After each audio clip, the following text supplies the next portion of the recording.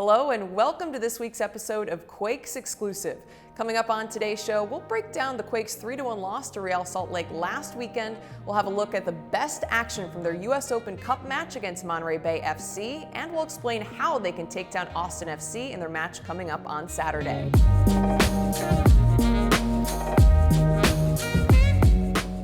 Welcome inside of Studio 74 at PayPal Park. Alongside the former Earthquakes midfielder and Team Hall of Famer Chris Dangerfield, I'm Kylen Mills. The San Jose Earthquakes fall to Real Salt Lake 3-1 in Utah. It was a game the Earthquakes dominated in possession, but Salt Lake just got on the end of their chances. Danger, what were your biggest takeaways from this match? Well, we talked about it, didn't we, last week, about it being a difficult place to go and play, with the altitude especially, and also playing against a team in RSL that were trying to get their season started again, really, and get back on track. They are a good squad, and I think that Lucci explained it in his post-game comments the best, that the Quakes had some good possession. They started off aggressively, but you can see that RSL set themselves up to win the ball in certain key areas and use the transition and use their fast players up front, and they were very effective in doing that throughout the game.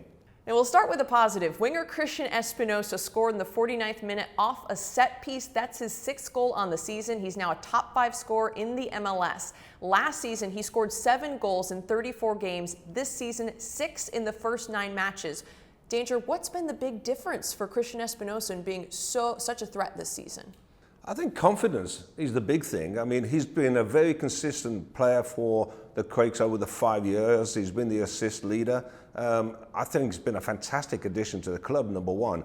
But this season, you know, he's been given a leadership role, I think, by Luchi Gonzalez. You can see where the team is looking for Christian, and he's been able to not only score goals, but also provide the assists.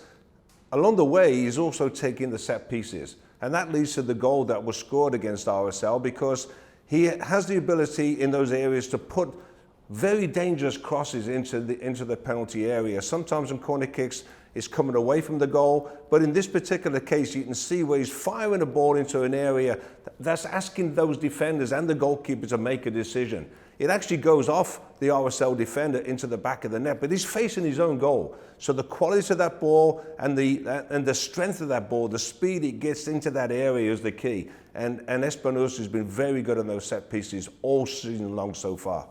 In this match, Espinoza wasn't the only player who got a clean look on goal for the Earthquakes. They had a couple of nice chances they created. What are a couple of those chances you feel like the Earthquakes wish they got back, they could have executed better on? Yeah, Jeremy Abobasi and also Cade and also Benji had good chances in the game, and Luchi Gonzalez talked about they have to put those chances away. And that's very true, especially on the road. The one early in the game was Jeremy Abobasi's chance. He sort of flashed in from a great cross again by Espinoza. He got in front of his defender and he got a foot on it. Now, if he steers that own goal, it's got a very good chance of putting the Quakes 1-0 up at the time.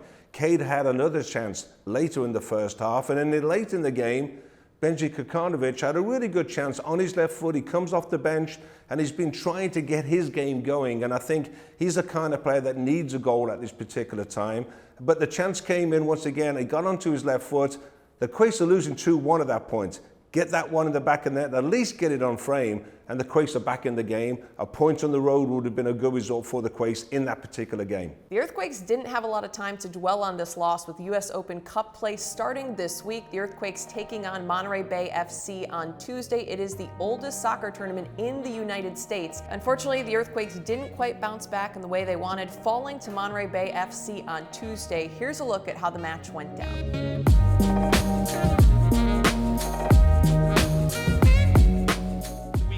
With Kate Cowell, Jackson Ewell, Rodriguez, and Paul Marie, the players among the players that stay in the lineup. We take off here from Cardinale Stadium as we are now underway.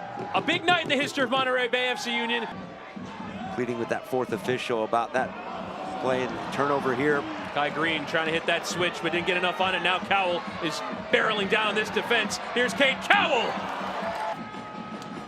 And all that work of pulling Monterey Bay out of position, just let them get set as well. And it's given away, and a chance here for Monterey Bay. It's the opening goal. And all that work of pulling Monterey Bay out of position. Just let them get set as well. And it's given away, and a chance here for Monterey Bay. It's the opening goal. Trauco in towards Kikanovic. Now let's see how San Jose responds, because that was, as you mentioned, a casual turnover, and really Yule having a crack. And this is an area that San Jose continues to be dangerous, is all these set pieces. Cowell is doing jumping jacks on the back posts. The corner comes off of Ibomasi. The header is saved. For Seattle will have to get set as the whistle had already sounded. It will be Espinoza to take. He'll go for the strike. It's low, and it's spilled there by Siaha, but he's back onto it. With him, here's Valesky to be the hero. Valesky, it's just wide.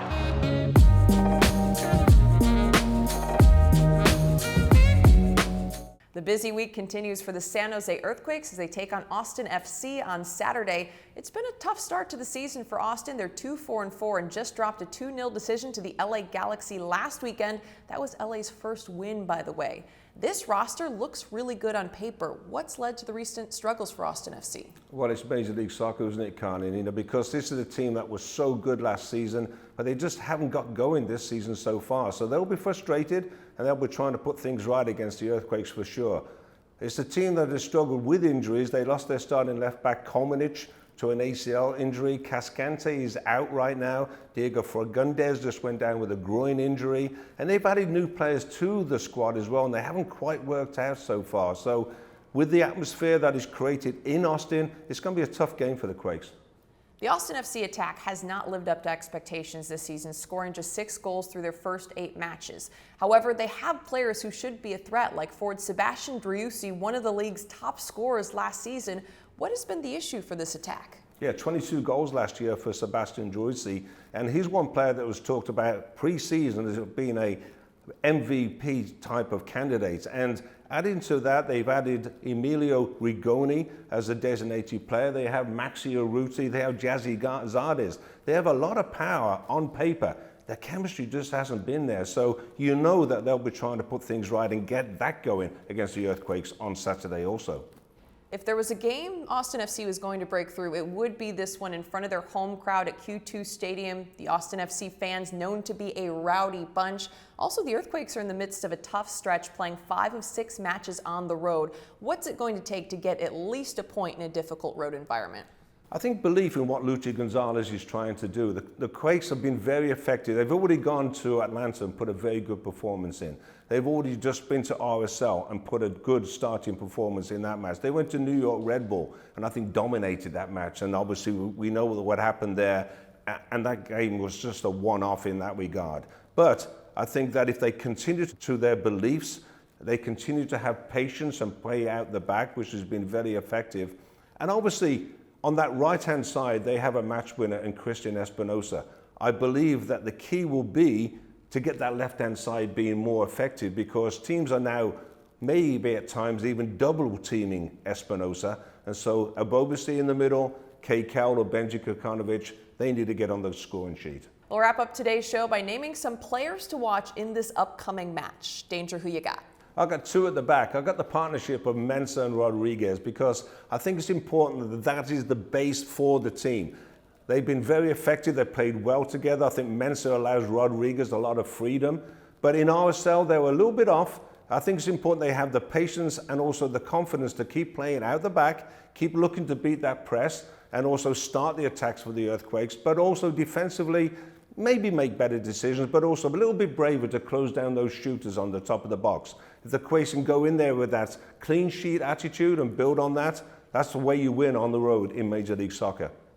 I've got my eye on forward Benji Kikanovic. He can provide a major spark off the bench. Kikanovic is super fast, athletic. He's a player who can score. He put in 6 goals last season, has not yet broke through this season. I've got my eye on Kikanovic to try to capitalize on some of these chances and possibly be the player who makes a difference coming in off the bench. The San Jose Earthquakes take on Austin FC on the road. 5:30 Pacific time is kickoff on Saturday. You can watch that match right here on Apple TV's MLS Season Pass. Thanks so much for hanging out with us here on Quakes Exclusive. We'll see you next time.